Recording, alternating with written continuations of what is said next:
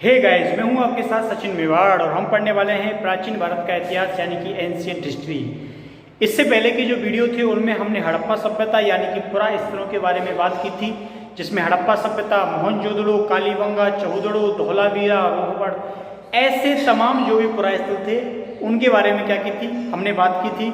और आज जो है हम उन पुरा स्थलों के समय की ही यानी कि सैंधव सभ्यता के मध्य में किस प्रकार की राजनीतिक, किस प्रकार की आर्थिक, किस प्रकार की सामाजिक, किस प्रकार की व्यावसायिक व्यवस्था रहती है, तो इन बातों को लेकर चर्चा करेंगे। तो उम्मीद है आपको ये सारे जो वीडियो प्राप्त हो रहे हैं वो समझ में आ रहे होंगे और ये जो हमारी निरंतर वीडियो के माध्यम से हम जो पूरा सिलेबस करा रहे हैं वो भी आप लोग आसानी से समझ पा रहे होंगे और वीडियो जो प्राप्त हो रहे हैं वो घर पे इनको नोट डाउन भी कर रहे होंगे। तो चलिए हम सैंधव सभ्यता की स्थितियों के बारे में चर्चा करते हैं। देखिए, सैंधव सभ्यता, सैंधव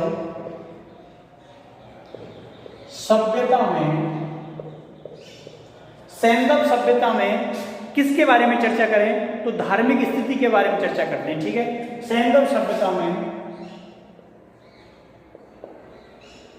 धार्मिक स्थिति, कौन सी स्थिति तो धार्मिक स्थिति। इसका मतलब यह है कि उस समय किस प्रकार की पूजा पाठ पद्धति थी, लोग किस ईश्वर में ज्यादा विश्वास करते थे, लोग उस समय क्या मानते थे क्या नहीं मानते थे, किन किन जो ईश्वर थे उनसे ये लोग परिचित थे। ठीक है, तो हम ऐसे कालखंड में हम बातें कर रहे हैं जहाँ पे बहुत सीमित है, बहुत सारी चीज़ें हैं वो इतनी विस्तृत नहीं है जितने हम लोग इतने धर्मों को लेकर अपनी बातें करते हैं, इतने देवताओं को लेकर बातें करते हैं, लेकिन इनके समय पर यह सब कुछ नहीं था। ठीक है, तो सबसे पहले अगर हम पॉइंट की बात करें तो वो है मातृ देवी। क्या है वो? है मातृ देवी। तो ये मातृ देवी की क्या करते थे? पूजा उपासना करते थे और जो पृथ्वी है इसको एक उपरक देवी के रूप में मानते थे कि जो पृथ्वी है उससे हमको खाने को जो चीज़ें हैं वो प्राप्त होती हैं। हम कोई भी चीज़, गेहूँ हुआ, सरसों हुई, चावल हुए, जौ हुआ, बाजरा हुआ, इनको बोते हैं, वो फिर उगता है और फिर उसको क्या करता है, मनुष्य खाता है। इसलिए उपरका देवी के रूप में इसकी क्या करते थे, पूजा करते थे। ठीक है, तो मातृ देवी के रूप में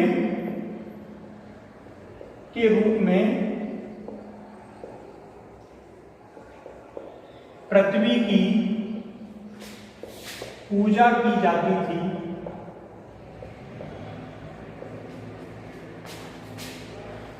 और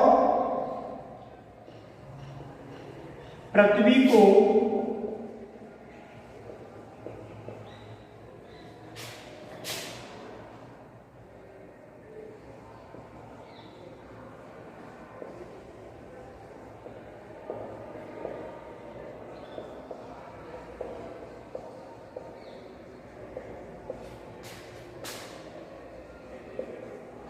ठीक है, तो पृथ्वी को उवर्रक देवी के रूप में क्या थी, मान्यता मिली हुई थी, मान्यता प्राप्त थी। ठीक है, ये तुमको याद रखना है। तो मातृ देवी के रूप में पृथ्वी की पूजा की जाती थी और पृथ्वी को उवर्रक देवी के रूप में पूजा जाता था। ठीक है, इसके अलावा सैंधव सभ्यता में वृषभ, अब वृषभ का मतलब सीधा सा होता है जो बैल होता है ना, उसके बारे में बातें हो रही हैं। तो वृषभ की गाय से ज्यादा मान्यता थी। ठीक है, ये बात आपको याद रखनी है कि गाय से ज्यादा मान्यता थी। ठीक है, जितना वृषभ की पूजा उस समय होती थी उतनी गाय की नहीं होती थी। तो ये तुमको याद रखना है।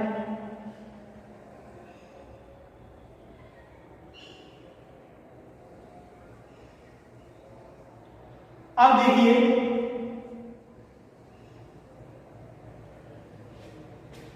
तो यहां से क्या साक्ष्य मिला है, क्या चीजें हमको प्राप्त हुई हैं, तो ये बात आपको नोट डाउन करनी है कि सैंधव सभ्यता से सैंधव सभ्यता से एक मूर्ति मिली है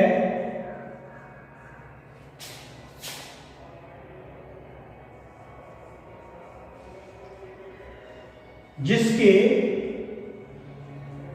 गर्भ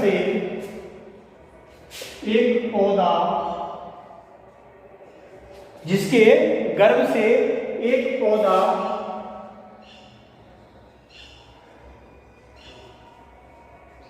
उत्पादित हो रहा है। ठीक है, उसके गर्भ से क्या उत्पादित हो रहा है? तो एक पौधा उत्पादित हो रहा है। तो ऐसी यहां से क्या प्राप्त हुई है? एक मातृ देवी की मूर्ति मिलती है। तो लोग इसको क्या मानते हैं? लोग इसको क्या मानते हैं? तो लोग इसको मातृ देवी मानते हैं। ठीक है, क्या मानते हैं? लोग इसको मातृ देवी की प्रतिमा मानते हैं। ठीक है, अब आगे देखिए, इसको मिटा देते हैं। तो धार्मिक स्थिति में क्या है? पृथ्वी की पूजा उग्रता के रूप में होती थी। कृषक को गाय से ज्यादा क्या मिली हुई थी? मानता मिली हुई थी। ठीक है, एक मूर्ति मिली है जिसके गर्भ से क्या है? एक पौधा जो है वो उत्पादित हो रहा है। ठीक है, अब आगे देखिए, आगे क्या होता है?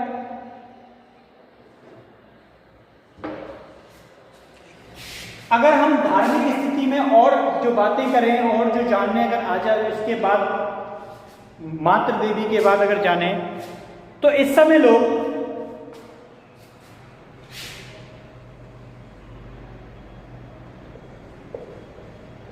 पेड़ पौधों, इस समय जो लोग थे वो पेड़ पौधों,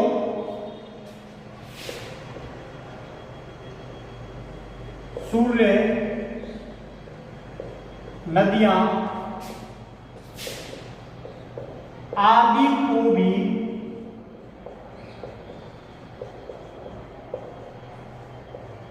प्राकृतिक देवता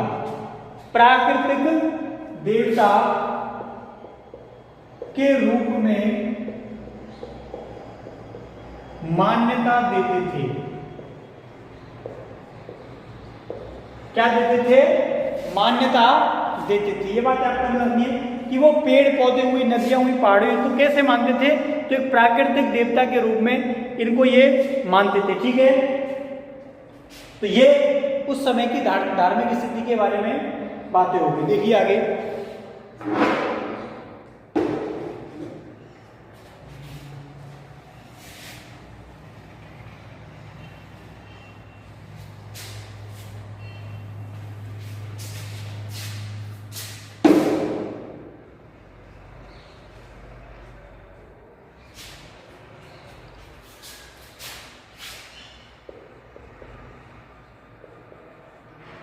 अब देखिए आर्थिक स्थिति के बारे में।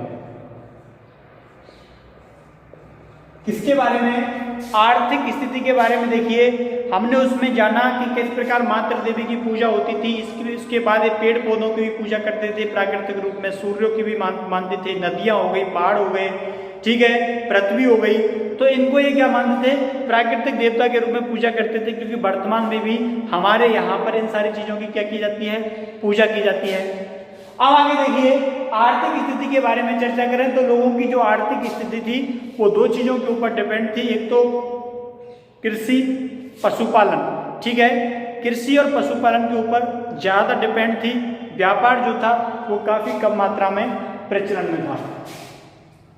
तो इसमें लिखना है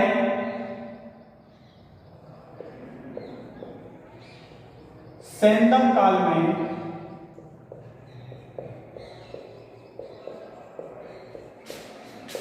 लोगों की स्थिति, सैंधव काल में लोगों की स्थिति कृषि एवं पशुपालन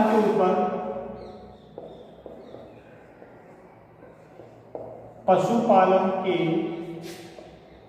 ऊपर निर्भर थी। ठीक है, क्या थी? निर्भर थी। तो पशुपालन के ऊपर क्या थी? निर्भर थी। ठीक है,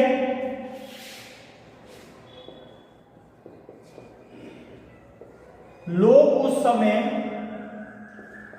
प्राथमिक रूप से, इससे प्राथमिक रूप से लोग उस समय प्राथमिक रूप से कौन कौन सी मुख्य फसलों के रूप में, तो जैसे गेहूं हो गया, क्या हो गया? गेहूं हो गया, चावल हो गया, जौ हो गया, बाजरा। तो प्राथमिक रूप से गेहूं, चावल, जौ, बाजरा आदि का उत्पादन किया करते थे। ठीक है, इन सारी चीजों का ये क्या करते थे? उत्पादन जो है वो किया करते थे। अब देखिए किस चीज का मतलब कौन सी फसल ऐसी थी जिससे सैंधव सभ्यता के जो लोग थे वो उस समय परिचित नहीं थे लेकिन वर्तमान में परिचित हैं, तो उस फसल का नाम है ईख। तो ईख की जो फसल है उससे सैंधव सभ्यता के लोग जो हैं वो परिचित नहीं थे। सैंधववासी उस समय ईख की फसल से परिचित नहीं थे। ठीक है, तो सैंधववासी उस समय कौन सी फसल से? तो ईख की फसल से परिचित नहीं थे। ठीक है, कृषि पशुपालन हो गया, उस समय प्राथमिक रूप से गेहूं, चावल, जौ, बाजरा आदि जो है वो बोया जाता था और इनका क्या किया जाता था? उत्पादन किया जाता था। अब देखिए इसके अलावा अगर हम बात करें, इसके अलावा अगर हम बात करें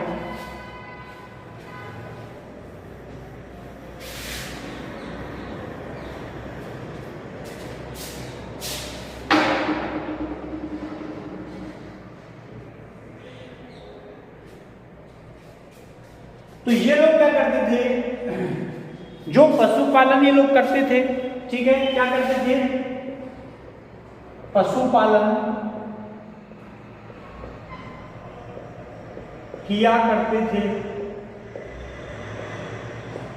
और जब पशुपालन किया करते थे तो पशुपालन जब ये लोग करेंगे तो क्या होगा? ये होगा कि उनसे इनको बहुत सारी चीज़ें मिलेंगी, दूध मिलेगा, घी मिलेगा। ठीक है, उसके अलावा जब उनको मार के लोग मांस भी निकालते थे, तो इन लोगों को इन चीज़ों को क्या करेंगे? ये बेच भी सकते हैं। ठीक है, तो पशुपालन क्या करते थे और उनसे उत्पादित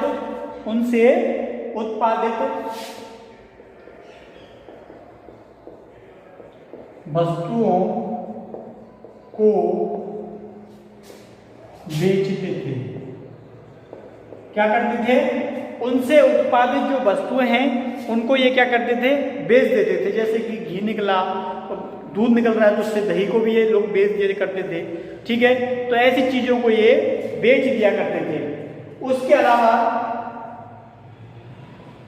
अगर हम बात करें तो पशुओं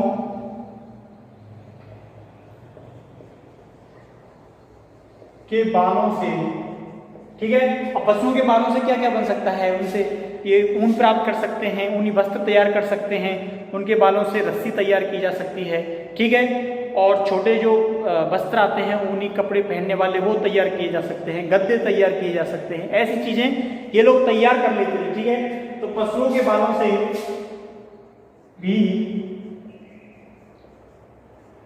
उत्पादन किया करते थे। ठीक है, क्या किया करते थे, पशुओं के बालों से भी उत्पादन किया करते थे। काफी महत्वपूर्ण चीज है, देखिए आगे।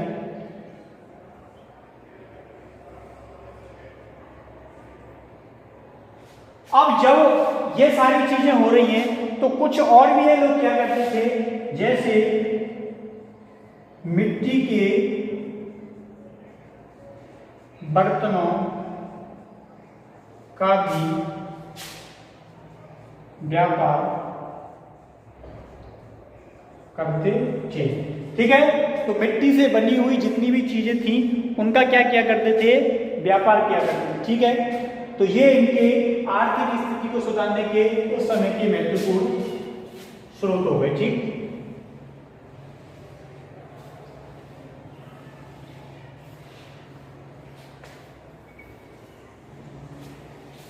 अब देखिए आगे कौन कौन सी महत्वपूर्ण चीजें आती हैं। आगे जो महत्वपूर्ण है वो है उद्योग। क्या है, उद्योग। ठीक है, देखिए उद्योगों की अगर बात करें, अब उद्योग कैसे, उद्योग क्या उस टाइम मशीनें थी, क्या उस टाइम फैक्ट्रियां थी, नहीं, छोटे उद्योग जो लोग ये घर पर काम कर लिया करते थे, जैसे मिट्टी के बर्तनों का निर्माण करना। ठीक है, मिट्टी के बर्तनों का क्या करना, निर्माण करना, ये भी एक उद्योग ही है। इसके अलावा लकड़ी से बनी हुई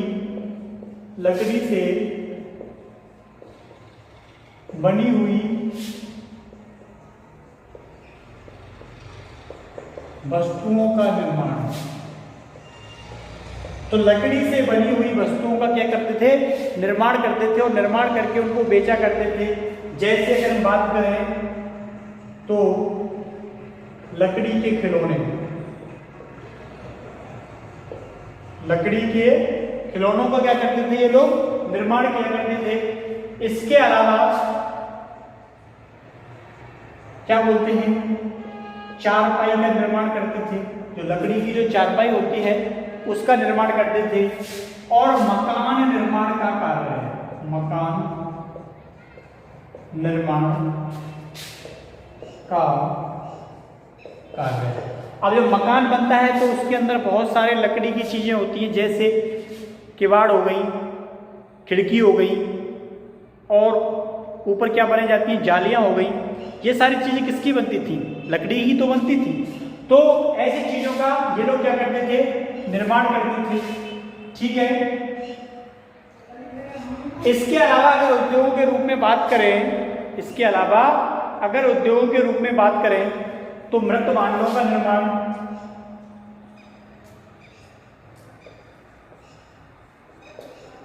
मृत भांडों का निर्माण,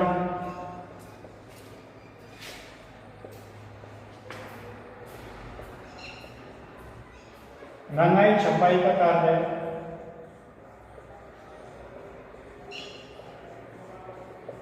रंगाई छपाई का कार्य। ठीक है,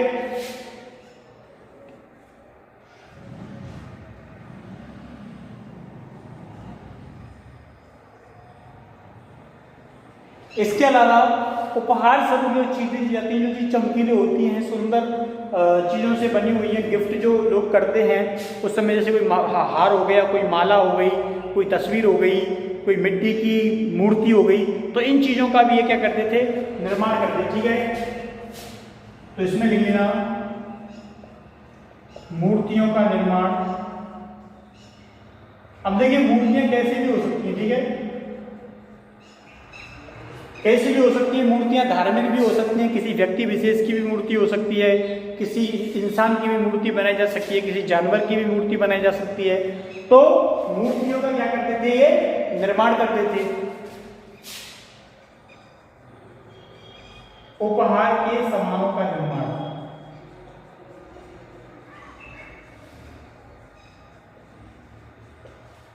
तो इन सारी चीजों का भी क्या किया करते थे, निर्माण किया करते थे।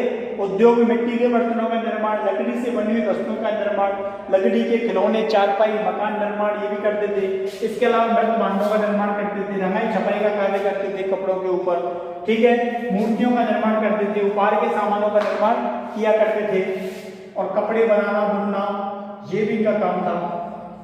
कपड़े बनाना बुनना, तो ये सारी चीजें जो थी उस समय के उद्योगों के अंदर क्या थी, शामिल थी, ठीक है।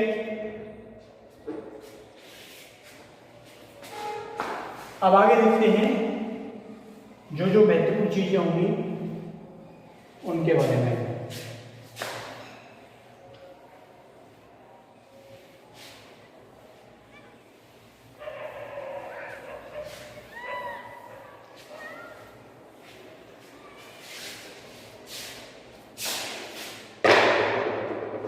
अब देखिए आगे अगर हम महत्वपूर्ण चीजों के बारे में बात करें तो देखिए ये सारी चीजें तो हो गई, लेकिन इनके संदर्भ में ये सारी बातें और की जाती हैं कि ये जो लोग थे वो विदेशी थे, विदेशों से आए हुए थे।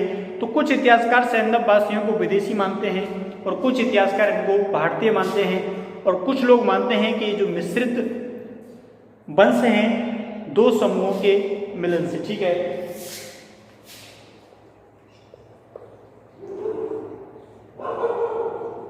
विदेशी उत्पत्ति के संबंध में, विदेशी उत्पत्ति के संबंध में मत, ठीक है, विदेशी उत्पत्ति के संदर्भ में मत।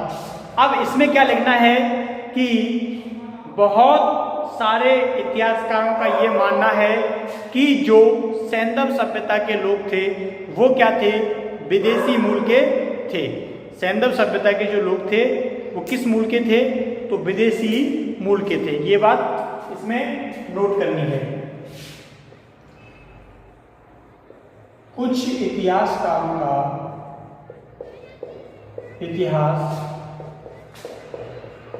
का मानना है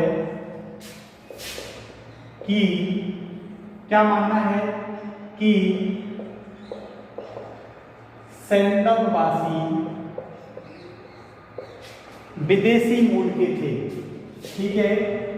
किस मूल के थे, तो विदेशी मूल के थे। तो ये बात आपको याद रखनी है कि कुछ इतिहासकारों का मानना है कि ये जो थे वो विदेशी मूल के थे, ठीक है। अब कौन और कैसे और किसके द्वारा, अगर हम एक डीडी कौशाम्बी, इन्होंने ये मत क्या किया है, प्रतिपादित किया है, स्थापित किया है। इसके अलावा स्मिथ है, इनका भी यही मत है कि जो सैंदववासी थे वो क्या थे, विदेशी मूल के थे, ठीक है। तो ऐसी अवधारणाएं इतिहासकारों के द्वारा दी गई हैं। अब देखिए उसके पीछे बहुत सारे तर्क दिए गए हैं कि ये लोग मध्य एशिया से होते हुए इन क्षेत्रों में आके बसे। बाद में जब आर्यों का आक्रमण होता है तो ये लोग उनके द्वारा फिर दक्षिण में चले जाते हैं, द्रविड़ों के साथ मिलकर एक नए समूह का क्या करते हैं, निर्माण करते हैं, ठीक है। आर्यों के आक्रमण को क्या माना जाता है, मुख्य कारण माना जाता है। अब कुछ इतिहासकार ये मानते हैं कि ये जो थे वो क्या थे, भारतीय थे, ठीक है। ये क्या थे, भारतीय थे, और वैदिक सभ्यता से क्या थे, ये पूर्व के व्यक्ति थे, ठीक है। तो दोनों ही प्रकार के जो मत हैं वो आपको याद रखने हैं। कुछ इतिहासकार इनको भारतीय मूल का एवं अपना पूर्वज मानते हैं, ठीक है, अपना पूर्वज मानते हैं। तो कुछ इतिहासकार इनको भारतीय मूल का मानते हैं एवं क्या मानते हैं, अपना पूर्वज मानते हैं कि ये जो थे वैदिक सभ्यता ये वैदिक सभ्यता के पूर्व के थे। वैदिक सभ्यता के पूर्व के थे। ठीक है, ये सारी बातें तुमको याद रखनी है। अब आगे देखिए, आगे क्या होता है।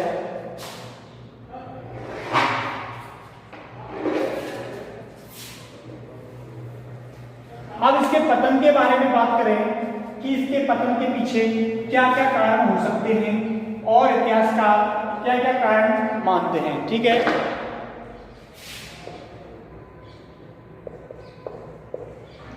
सैंधव सभ्यता के पीछे, सैंधव सभ्यता के पतन के पीछे कारण।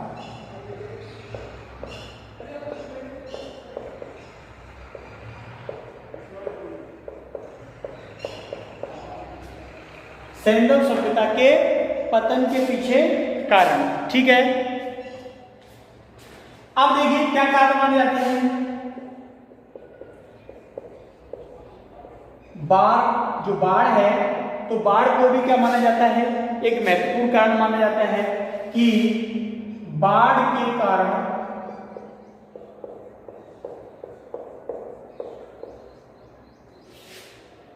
सैंधव सभ्यता का पतन हो गया। यह कारण भी माना जाता है कि बाढ़ के कारण सैंधव सभ्यता का पतन जो है वो हो गया। एक कारण यह भी माना जाता है महामारी के कारण ये सभ्यता समाप्त हो गई। क्या कारण भी माना जाता है कि महामारी के कारण ये सभ्यता क्या हो गई, समाप्त हो गई। तीसरा जो कारण माना जाता है वो माना जाता है विदेशी आक्रमणकर्ता, विदेशी आक्रमणकर्ताओं के द्वारा, विदेशी आक्रमणकर्ताओं के द्वारा इस सभ्यता को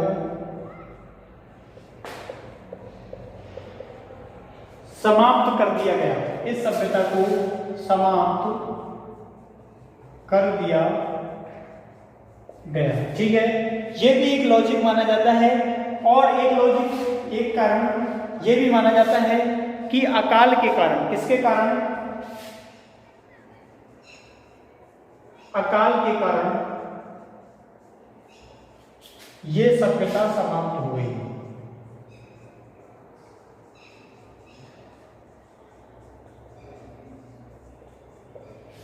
ठीक है, तो ये सारे कारण, ये महत्वपूर्ण कारण जो हैं वो माने जाते हैं इसके पीछे, सैंधव सभ्यता के पतन के पीछे ये महत्वपूर्ण कारण जो हैं वो माने जाते हैं। ठीक है, महामारी कारण मानी जाती है, बाढ़ इसके पीछे कारण मानी जाती है। बताया जाता है कि सिंधु नदी और इनकी जितनी भी सहायक नदियां थी उनमें बहुत तेज और बहुत भयंकर क्या आती है, बाढ़ आती है, जिसके कारण ये पूरा जो क्षेत्र है वो डूब जाता है। मोहनजोदड़ो जो मूवी आई थी उसमें भी बताया था, ठीक है, कि जो सभ्यता है वो बाढ़ के कारण डूब जाती है।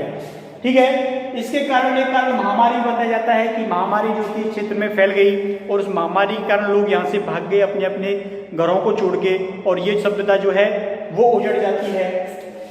ये भी कारण माना जाता है। विदेशी आक्रमणकर्ताओं के द्वारा बताते हैं कि मध्य एशिया से आर्यों ने क्या किया था, इनके ऊपर आक्रमण कर दिया, इनकी सभ्यता जो थी उसको समाप्त कर दिया और इन लोगों को दक्षिणी भारत यानी कि द्रविड़ क्षेत्रों में भागना पड़ता है और वहाँ जाके ये उनके रीति रिवाजों, उनकी परंपराओं को अपना लेते हैं और अलग अलग क्षेत्रों में जाके विस्तृत हो जाते हैं।